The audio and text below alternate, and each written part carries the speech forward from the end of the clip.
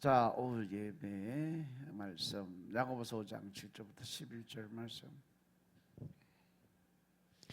그러므로 형제들아 주의 강림하시기까지 길이 참으라. 보라, 농부가 땅에서 나는 귀한 열매를 바라고 길이 참아 이른 비와 늦은 비를 기다리나니 너희도 길이 참고 마음을 굳게 하라. 주의 강림이 가까우니라. 형제들아 서로 원망하지 말라. 그리하여야 심판을 면하리라. 보라, 심판자가 문 밖에서 계시니라. 형제들아 주의 이름으로 말한 선지자들로 고난과 오래 참음의 본을 삼으라. 보라, 인내하는 자를 우리가 복되다 하나니 너희가 욥의 인내를 들었고 주께서 주신 결말을 보았거니와 주는 가장자비하시고 긍휼히 여기시는 자신이라. 아멘. 할렐루야. 우리 하나님 참 좋으신 하나님이십니다. 아멘. 이 시간도 하나님의 은혜와 평강이 여러분과 여러분의 가정과 직장과 사업장, 여러분 자녀들까지 하나님의 은혜가 흐르고 넘치도록 채워지길 주의 이름으로 축원합니다. 자, 따라합니다. 난 예수님 안에서 모든 사람들을 이해하고 용서하고 사랑하겠습니다. 자, 우리 선포의 기도 드립니다. 나사렛 예수 이름으로 명하노니 내 안에 가난의 영, 채무의 영은 떠나갈지어다. 내 앞에 하나님의 축복을 가로막는 모든 악한 영들은 떠나갈지어다. 내 죄로 인해서 나를 떠나갔던 모든 영권, 인권, 물권은 속히 회복되어 돌아올지어다.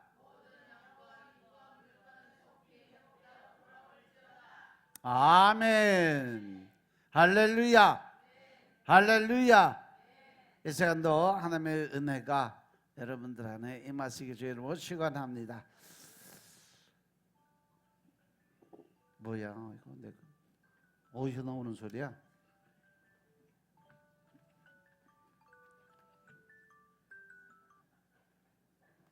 뭐야 이거?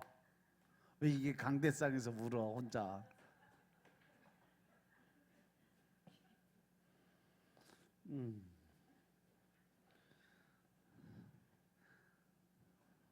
난 내 거에서 나오는 줄 알았네.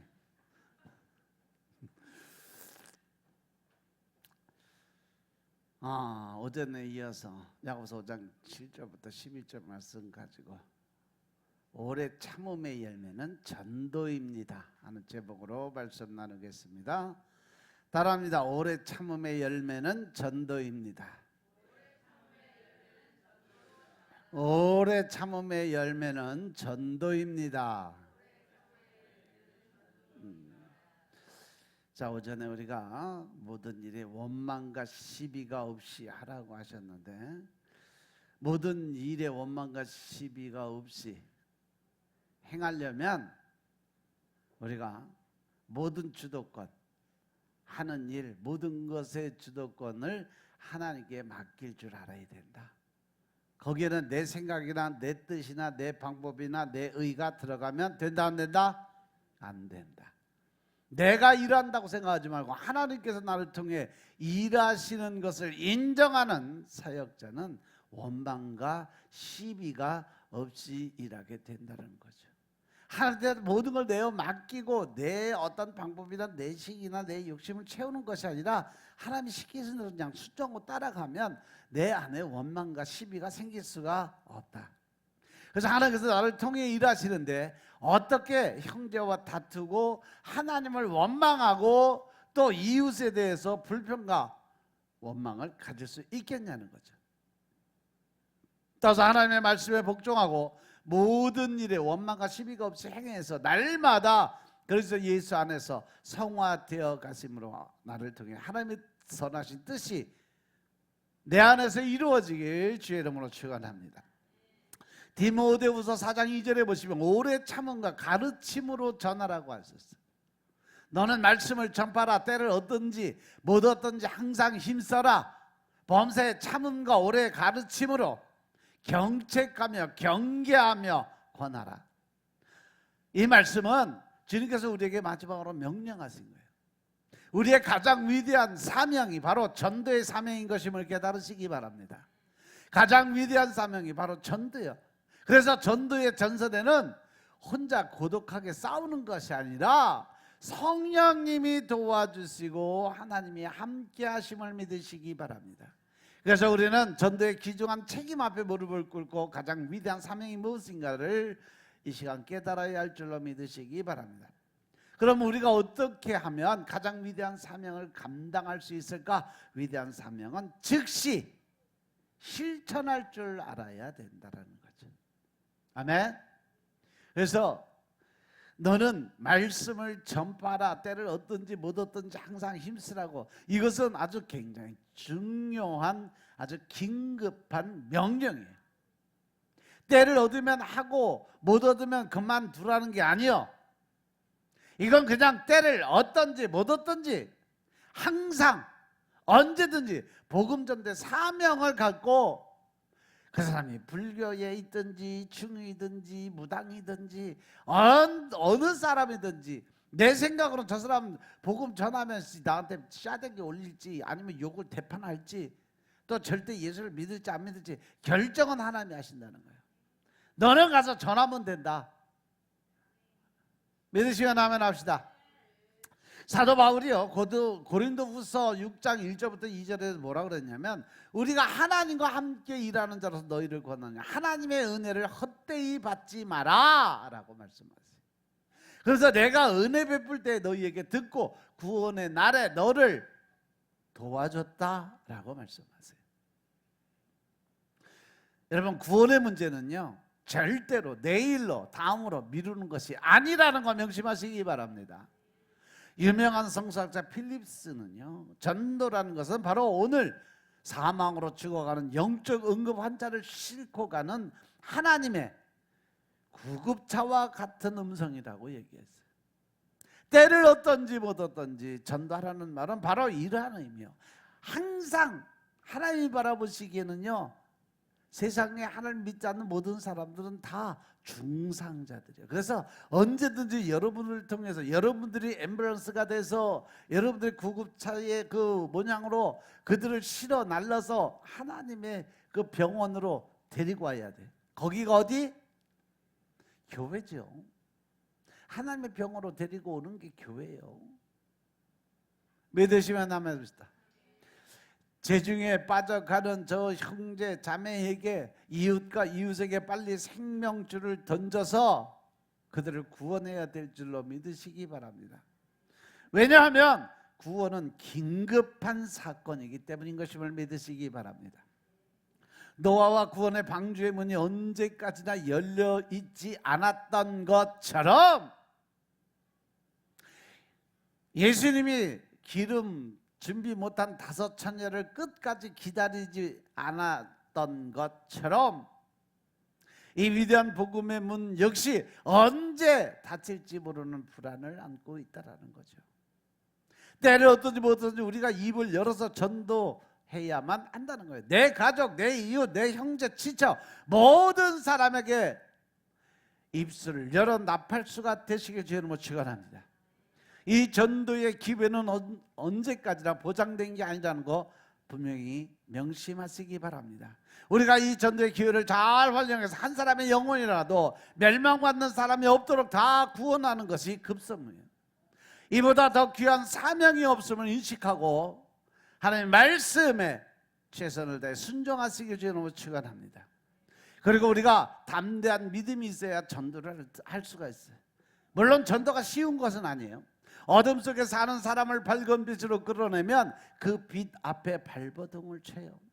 왜? 그들은 어둠에 익숙해져 있기 때문에 밝은 곳에 나오면 눈을 못 떠요. 그래서 거부가 일어나는 거예요. 요한복음 1장에 보면 빛이 세상에 왔고 어둠을 좋아하는 무리들이 빛을 거역하고 외면했다 이렇게 기록이 돼 있어요. 그래서 어둠에 사는 사람들에게 이 빛된 교회가 그렇게 싫을 수밖에 없는 거예요.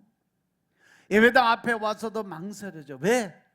여기 들어오면 어두움과 결별을 선언하고 빛으로 들어와야 되기 때문에 그렇습니다. 지금까지 살던 삶의 방향을 새롭게 바꿔야 된다는 그러한 중압감이 들어요. 사람들이요, 한번 살던 고향을 떠나 살기가 어려운 것처럼 어두움의 고향을 떠나기가 쉬운 것이 아니라는 거죠. 불신앙을 신앙으로 바꾼다는 것이 결코 쉬운 일은 아니다. 그렇기 때문에 전도는 신령하고 거룩한 싸움이라는 거 늘 명심하시기 바랍니다. 신령하고 거룩한 싸움을 하기 위해서는요, 여러분들의 영이 살아 움직여야 돼요. 여러분들의 영이 깨끗하고 신령해야 된다는 사실이죠. 성령님의 권능을 받아서 승리할 수 있는 삶을 살려면 우리는 하나님과 좀 더 가까워져야 돼요. 아멘. 그래서 하나님과의 관계 회복이 반드시 이루어져야 돼요. 그래서 성령의 권능을 받지 않고는 한 사람의 생명도 구원할 수 없다는 사실 명심하시기 바랍니다. 그래서 사도 바울이 고백하잖아요. 내게 능력 주시는 자로서 내가 모든 것을 할 수 있느니라 라고 고백을 하는 거예요.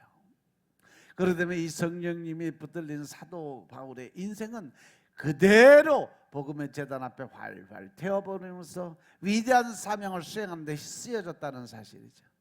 사도 바울처럼 우리 모두 성령님의 권능을 받고 주님의 증인이 되시길 주의 이름으로 축원합니다. 아멘. 성령님이 역사하는 교회는요, 전도의 불길이 타오르는 그러한 교회예요. 즉 다시 말해서 성령님이 역사하는 교회가 바로 부흥하는 교회죠. 담대한 믿음을 가지고 확신 속에 서서 우리가 전도하시길 주의 이름으로 축원합니다. 우리가 성령을 받지 않으면 전도를 하다가도 오히려 불신자에게 망신당하는 일이 생겨요. 마귀 사단에게 영적으로 밀리면 결국 우리는 마귀 새끼한테 잡혀먹는 일이 생긴다니까. 믿습니까? 왜? 그들이 입술을 막아버려요. 가슴에 답답증을 줘요. 그래서 말이 안 나오게 만들어요. 하지만 성령님의 권능을 받으면 그러한 장애가 쉽게 극복될 수 있다는 사실 명심하시기 바랍니다. 10번 찍어 안 넘어가는 나무 없다는 속담이지만 10번 찍어 넘어가지 않는 것이 전도일지도 몰라. 그죠? 근데 비결이 있어요. 20번이든 100번이든 1000번이든 넘어질 때까지 찍는 게 전도예요. 믿습니까? 믿습니까? 내가 전도할 영혼을 위해서 이 비결을 사용하면 왜 구원 못하겠냐는 거죠. 문제는 마음이 약하기 때문에 그래요. 담대하지 못하고 두려운 마음 때문에 전도하지 못하는 겁니다. 믿음으로 두려움을 극복하시길 주의 이름으로 축원합니다. 내 생각, 내 뜻, 내 방법, 내 의 다 내려놓으시고 하나님한테 맡기는 그런 영적인 훈련을 받으시길 주의 이름으로 축원합니다. 성령님의 권능을 받아야 두려움이 물러가고 능력이 생겨. 하나님을 올바로 믿어야 하나님의 주시는 지혜와 지식과 총명의 영으로 채워질 수 있음을 믿으시기 바랍니다. 이 하나님의 권세와 능력, 성령의 능력을 심히 보면 아무리 완악하고 강박하더라도 절대 전도하지 못할 사람 없다.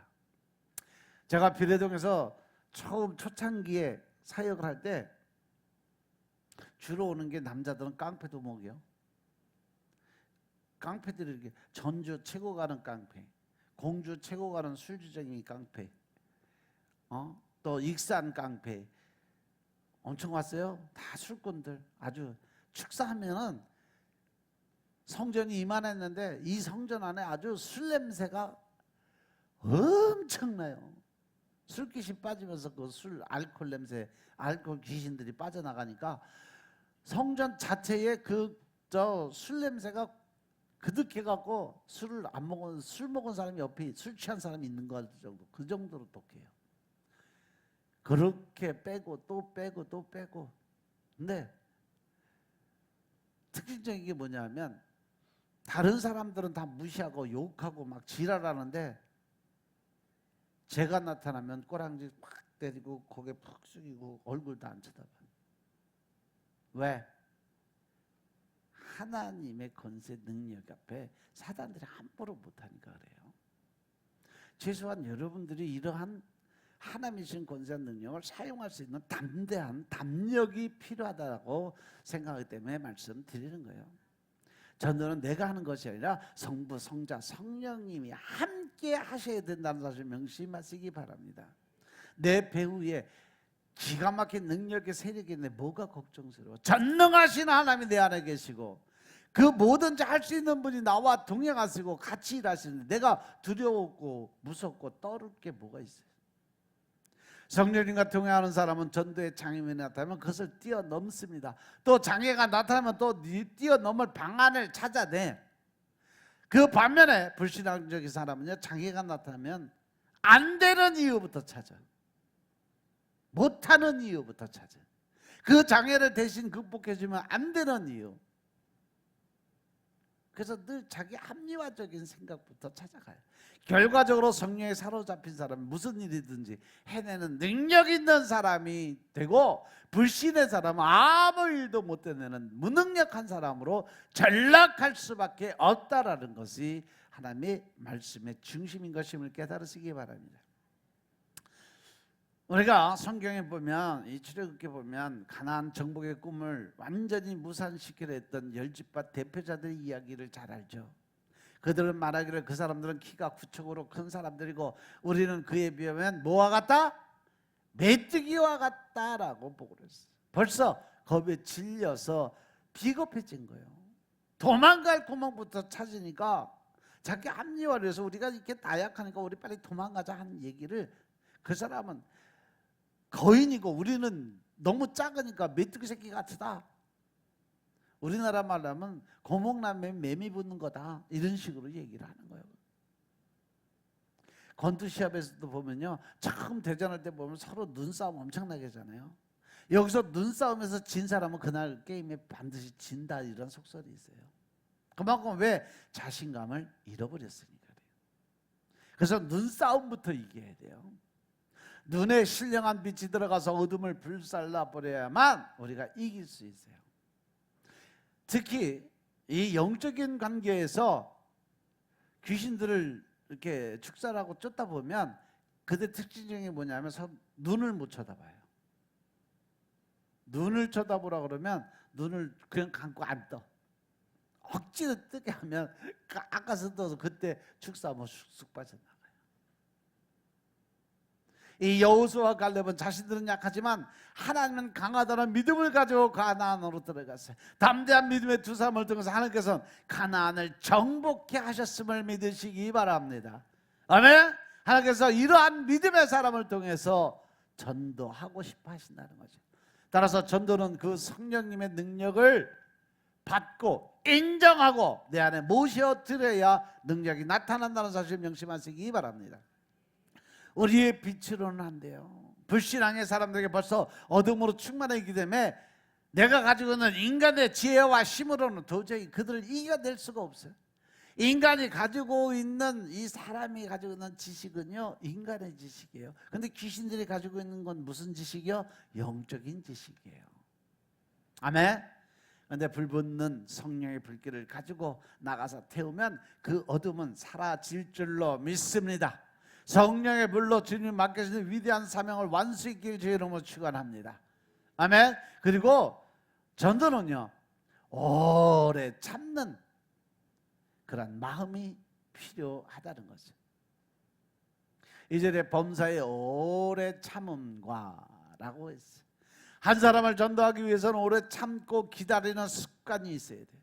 사실 씨를 심고 그것을 거둘 때까지 참아야 됩니다. 봄에 심고 가을에 거두는 거지, 봄에 심고 뭐 여름에 바로 거두들 수 있는 것이 아닙니다. 눈물로 씨를 뿌리는 것은 반드시 기쁨으로 거두는 날이 있습니다. 그것이 바로 진리라는 거죠. 따라서 우리는 이 위대한 약속을 붙잡고 기도드리면서 인내하며 살아갈 수 있는 훈련이 되어 있어야 된다. 할렐루야. 눈물로 씨를 뿌리는 자는 멸망받는 일이 없다 그랬어요. 사랑하는 내 가정, 이웃, 형제, 자매, 친구, 친척을 전도하는데 온 힘과 정력을 기울여야 돼요. 구원받는 그날까지 애쓰고 힘쓰고 기다리시기 바랍니다. 하나님께서 에스겔을 통해서 뭐라고 말씀하시냐면 에스겔서 33장 1절부터 6절의 말씀 보겠습니다. 에스겔서 33장 1절부터 6절의 말씀입니다. 여호와의 말씀이 내게 임하여 가라사대 인자야 너는 내 민족에게 고하여 이르라. 가령 내가 칼을 한 땅에 임하게 한다 하자. 그 땅 백성이 자기 중에 하나를 택하여 파수꾼을 삼은 그 사람이 칼이 그 땅에 임함을 보고 나팔을 불어 백성에게 경고하되 나팔 소리를 듣고도 경비를 하지 아니하므로 그 임하는 칼에 재함을 당하면 그 피가 자기의 머리로 돌아갈 것이라. 그가 경비를 하였던들 자기 생명을 보전하였을 것이나 나팔 소리를 듣고도 경비를 하지 아니하였으니 그 피가 자기에게로 돌아가리라. 그러나 파수꾼이 칼이 임함을 보고도 나팔을 불지 아니하여 백성에게 경고치 아니하므로 그 중에 한 사람이 그 임하는 칼에 재함을 당하면 그는 자기 죄악 중에서 재한 바 되려니와 그 죄를 내가 파수꾼의 손에서 찾으리라. 아멘. 할렐루야. 하나님의 말씀에 신중을 기하고 그 말씀에 순종하고 복종하는 것이 얼마나 중요한가를 말씀으로 주고 계시는 거예요. 에스겔서 33장 말씀을 보면 예루살렘이 바벨론에 의해서 완전히 멸망당하고 난 뒤의 일이야. 하나님이 징벌을 면할 회개할 기회가 완전히 사라졌다라는 거죠. 에스겔 2장에서 하나님께서는 에스겔 선지자로 부르신데 33장에서 보면 하나님의 말씀을 전할 파수꾼의 사명이 다시 언급되고 있어요. 이미 나라는 완전히 멸망당하고 만 그러한 상황인데 어떤 말씀을 전해야 하는 걸까요? 멸망당하기 전에는 회개하라, 돌아서라, 결단하라, 계속 메시지를 줘요. 근데 이제 완전 그 기회까지 날려버린 이 이스라엘 백성에게 이제부터 어떤 메시지가 가장 적합할까? 그래서 33장부터 48장까지는 어떤 말씀이 기록되어 있는가 하면 완전히 멸망당한 이스라엘과 그리고 모든 이방 가운데 흩어져 있는 하나님의 백성의 회복에 대한 예언, 즉 디아스포라들을 다 끌어모아서 하나님이 어떻게 이룰 거를 계획하신 그러한 일이 아주 길게 쫙 연결이 돼 있어요. 그래서 멸망당하기 전에 전하는 메시지는 회개의 메시지가 전해진 것이고, 멸망당한 뒤의 메시지는 회복의 메시지가 전해지고 있다는 것을 볼 수가 있어요. 멸망당한 후에는 회개하라. 그 회개를 하고 난 이후에 하나님이 회복의 영으로 다시 세워주겠다는 약속의 말씀을 주셨다는 거죠. 어느 목사님 쓴 글 중에 참 재미있는 글이 있어요. 우리가 예배 드릴 때 예배 시간에 보면 애들은 예배 시간에 떠들고 집중도 안 하고 장난만 치는 것 같은데 예배 끝나고 물어보면요, 애들 다 기억하고 다 대답해요. 그죠? 반대로 어른들은요, 엄청 집중해서 들어. 그리고 졸지 않으려고 그냥 아등바등 어떻게든지 견뎌서 말씀에 집중하려고 열심히 들어. 장난도 안 치고 떠들지도 않고 열심히 들어. 그런데 물어보면 하나도 기억이 없다는 거죠. 아이들은 어른들에 비해서 산만한 것 같고 집중도 안 하는 것 같은데 들어야 될 말씀은 다 들었다는 거고, 어른들은 엄청 집중하고 안 졸려고 몸부림치면서까지 들으려고 노력하는데 마치고 나면 뭘 들었는지 기억이 하나도 없다는 거죠. 이 말씀 우리가 한번 깊이 생각해 볼 필요가 있어요. 여러분들 오전에 말씀 기억나는 거 있어요? 우리끼리니까 한번 솔직하게 얘기해 봐. 어?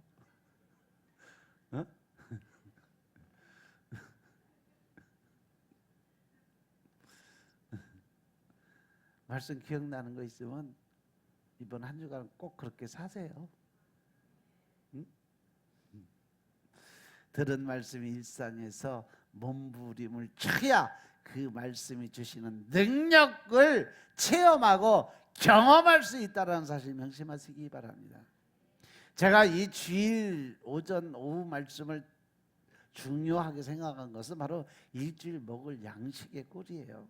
기초적인 가장 기본적인 영양가를 집어넣어놔야 그래야 또 새벽 기도를 통해서 하나님의 분할된 말씀을 주시고 수요일 금요 찬양을 통해서 금요일날 예배 드리고 또 금요 오전 새벽 기도까지 드리고 오후에 찬양을 통해서 찬양 속에 거하신 하나님을 만났을 때 여러분들 은혜가 충만하게 임하게 되는 거예요.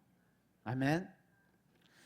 믿음 생활도 마찬가지요. 십자가에 달리신 예수님이 내 죄를 용서하시려고 부활과 영원한 생명의 길을 열어주시려고 십자가에서 죽음을 택하신 것을 내가 믿고 내 일상에서 마치 수영하는 것처럼 믿음의 팔다리를 계속 저어야만 살아갈 수 있는 겁니다.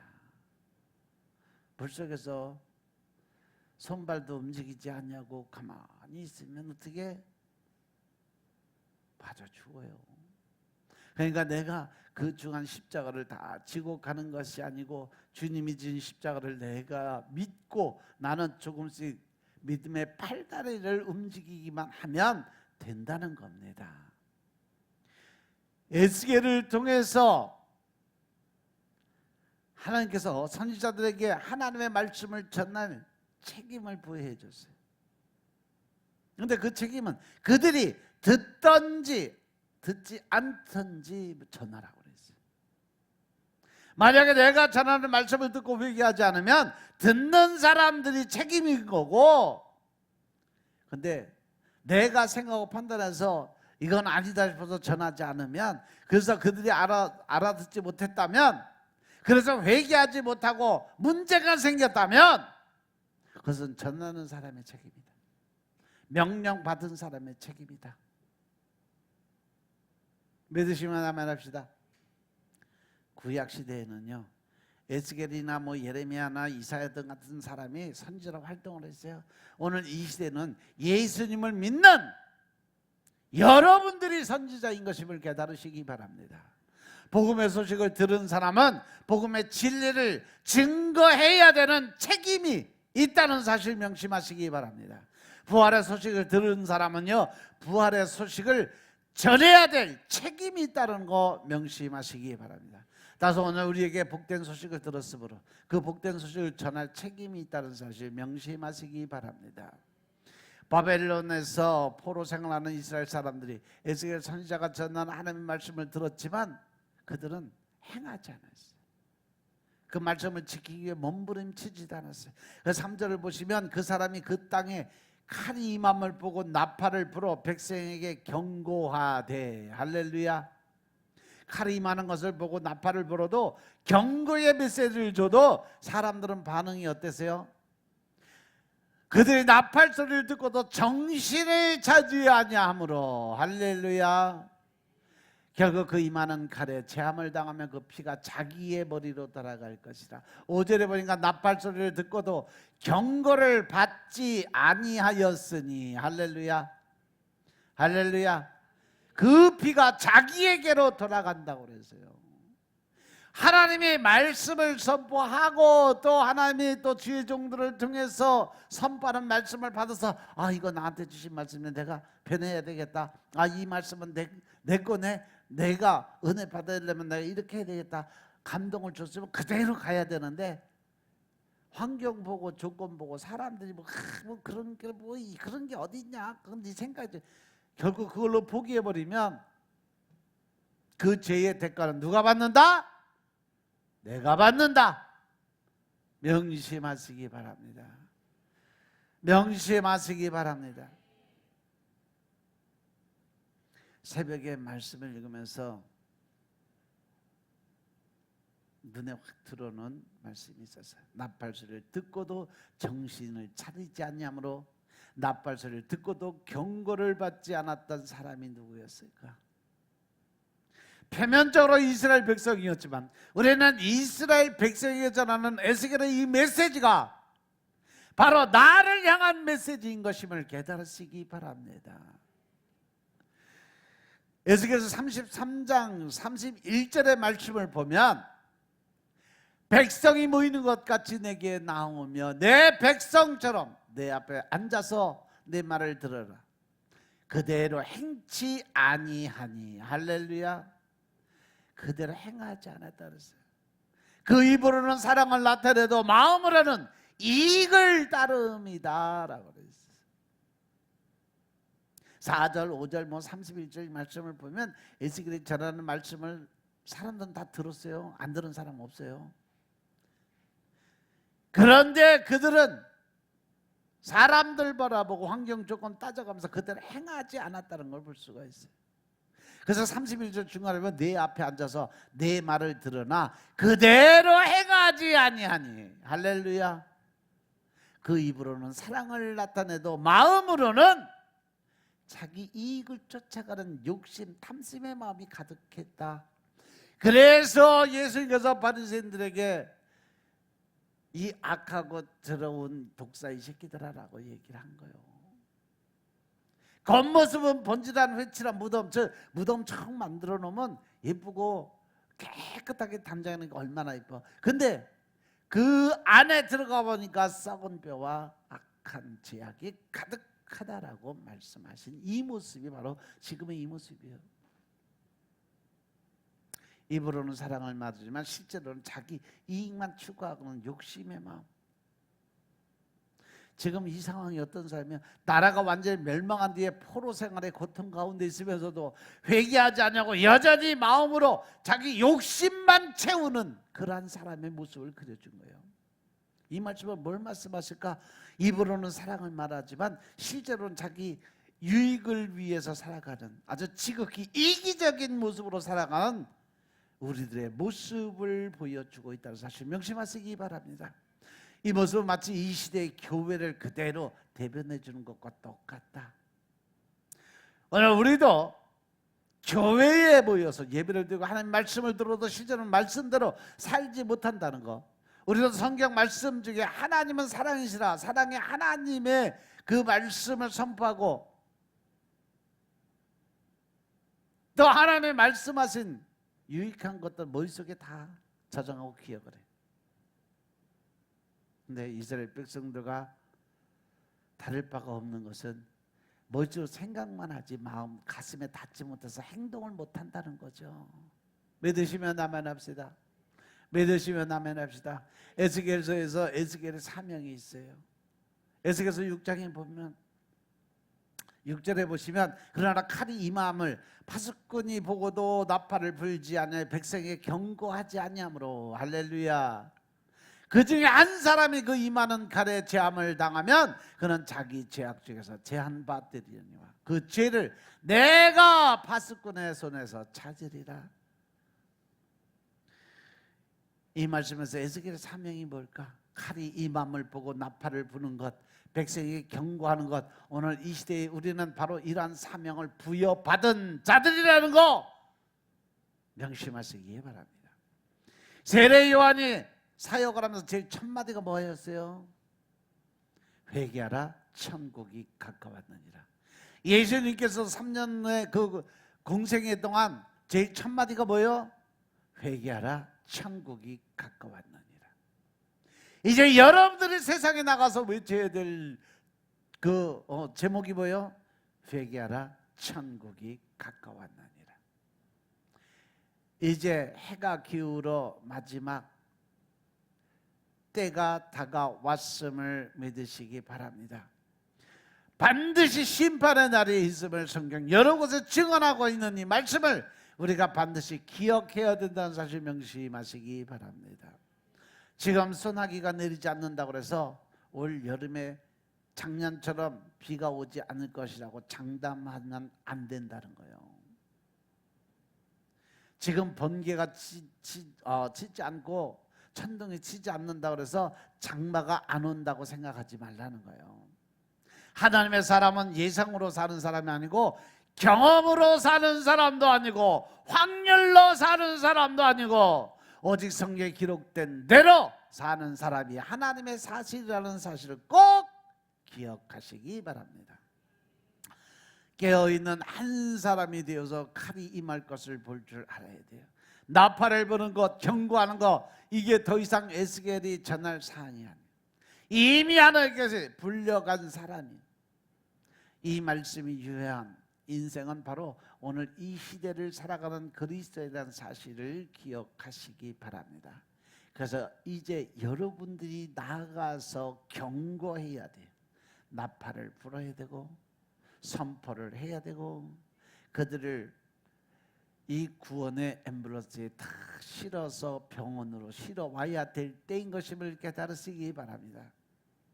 그 사람에게 내가 전도하지 않고 그 사람이 멸망받으면 그 멸망의 책임은 네가 져라. 결국은 연자 맷돌을 그 목에 걸어 바다에 빠치우는 것과 같은 그러한 일이 생기게 될 거다.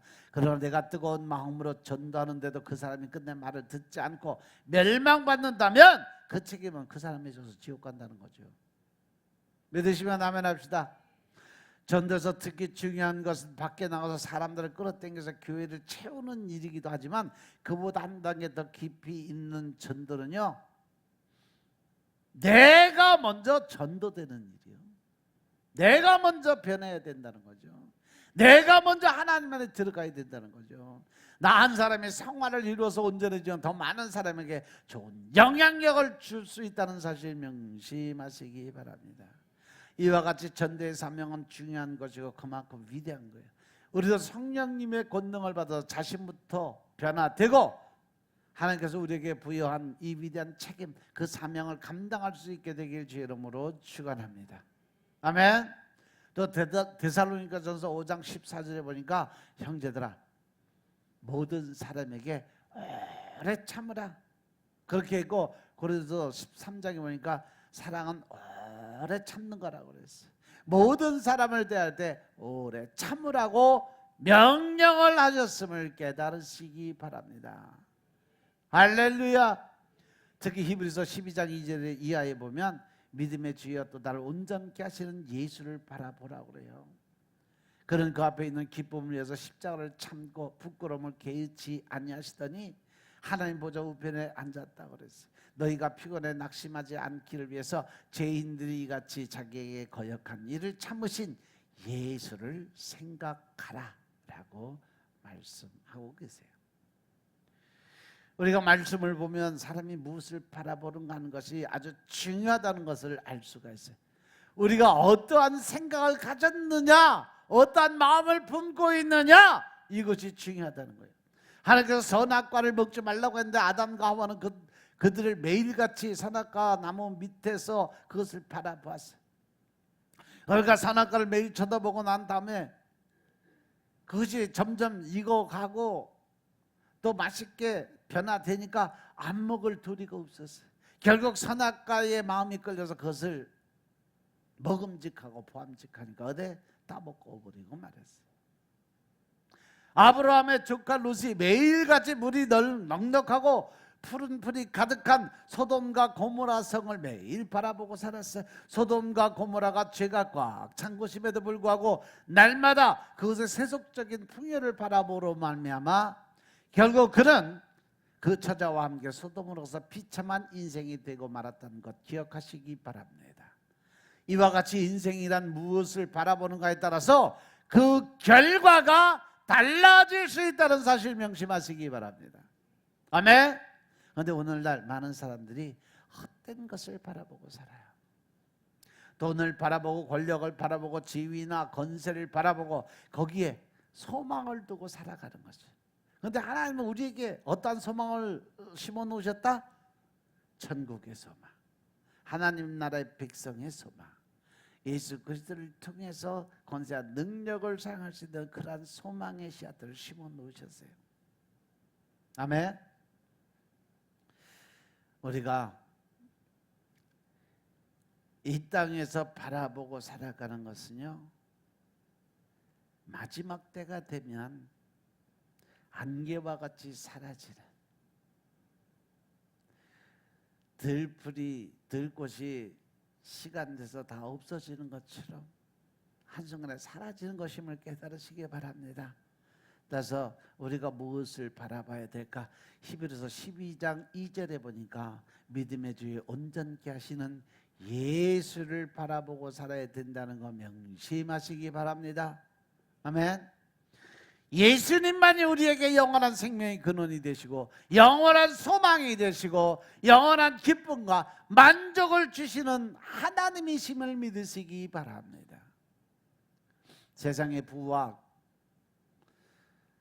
공명은요, 권력은요, 바라보는 사람은 언제나 절망하고 다 자기 만족에 불만족을 갖고 살 수밖에 없어요.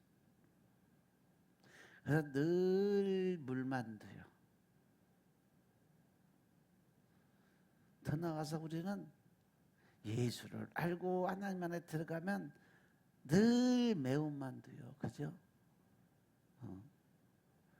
물만두는 뭐라 그랬어? 불만족. 매운만두는 매우 만족이라니까. 그러니까 우리는 물만두만 먹지 말고 매운만두를 먹어야 된다니까. 아멘.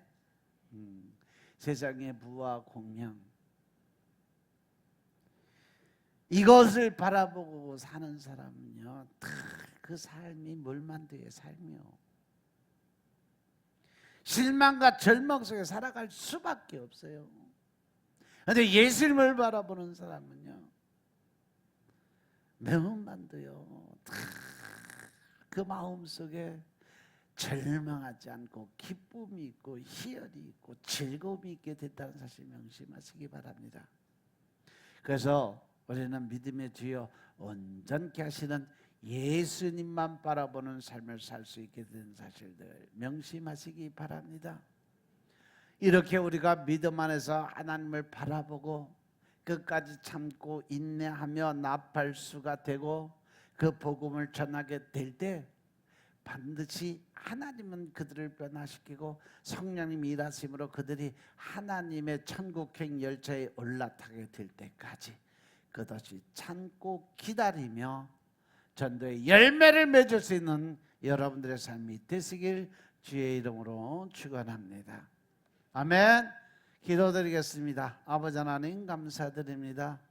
오늘도 아버지 하나님의 은혜 가운데 우리가 믿음 안에서 살아갈 때 죄의 영적인 권세와 능력으로 변화된 삶을 살아갈 때 우리가 어떠한 모습으로 살아가야 되는지 알고 깨닫게 하시니 감사합니다. 신령과 진정의 마음으로서 우리가 변화되게 하여 주옵소서. 오직 주의 영광을 위해 살아가게 하여 주시고 오늘도 영혼 구원의 사명을 감당케 하시고 나가서 복음 전해서 하나님의 계획을 앞당길 수 있는 하나님의 군사들 되게 축복하옵소서. 모든 말씀 우리 주 예수 그리스도의 이름으로 감사드리며 기도드렸사옵나이다. 아멘.